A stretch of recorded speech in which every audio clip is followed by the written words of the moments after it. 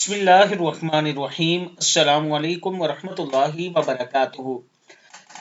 वो लोग जिनके रिस्क में मसला है, यानी जो समझते हैं कि रिस्क की कमी है या कोई बंदिश है या रिस्क नहीं आ रहा, रिस्क में बरकत नहीं है, तो पहली तो बात यह है कि हलाल कमाने की कोशिश करें।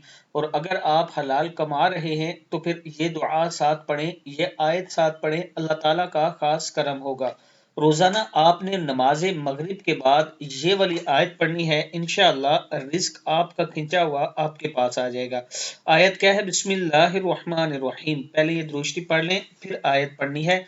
सल्लल्लाहु अला सय्यिदिना मुहम्मद व अला आलिहि व सहबिहि वसल्लम। अगर कोई शख्स हर नमाज के बाद 11 मरतबा इन आयात मुबारक की तिलावत करे, इसके काम में आसानी होगी। यानी ये जो दुरूद शरीफ है 11 मरतबा ये पढ़ना है आपने, और फिर ये जो आयत है बिस्मिल्लाहिर्रहमानिर्रहीम कुल इन्ना रब्बी यबसुतुर रिज़्क़ लिमन यशाउ व यक़दिरु वलाकिन्न अक्सरन नासी ला यअलमून। कुल इन्ना रब्बी यबसुतुर रिज़्क़ लिमन यशाउ व यक़दिरु वलाकिन्न अक्सरन नासी ला यअलमून। अल्लाह के नाम से शुरू जो बहुत मेहरबान रहमत वाला है।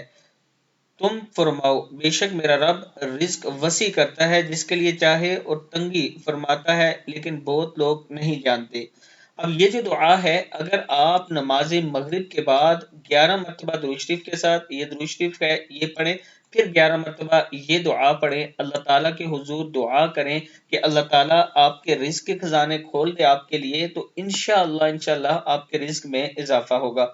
वीडियो को आपने जरूर आगे शेयर करना है ताकि दूसरों तक पहुंच सके। एक तो ये कुरानी आयात है और दुरूद शरीफ है, जो भी पढ़ेगा उसका सवाब आपको मिलेगा और दूसरों के मसाइल भी हल होंगे, अल्लाह ताला करम फरमाएगा।